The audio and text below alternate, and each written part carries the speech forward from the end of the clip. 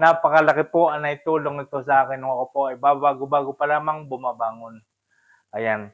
Ito po ang isa sa nagpalakas sa aking kamay at sa paa. Pedal po siya para sa paa, pero alam niyo ba hindi lang siya sa paa, puwede rin siya sa kamay. Ganito po, ayan. Dapat may tama ring proseso ang paggamit nito. At meron din siyang adjustable dito kung gusto niyo ng maganit at gusto niyo na malubay, ay puwede niyong paluwagin dito. Ayan. So, ganito po, ayan sa kamay. Ayan. Tapos, pwede natin gawin yan ng 3 minutes. Tapos, reverse, 3 minutes again. Tapos, para sa balikat, ilalayo po natin ganyan. Ayan. Ayan, ganyan po. At sa araw-araw po natin gagawin yan, ay malaki may tutulong. Ganon din ang proseso niya sa paa. Ito po ay mabibili po ninyo ito sa aking pong TikTok, sa aking Yellow Basket.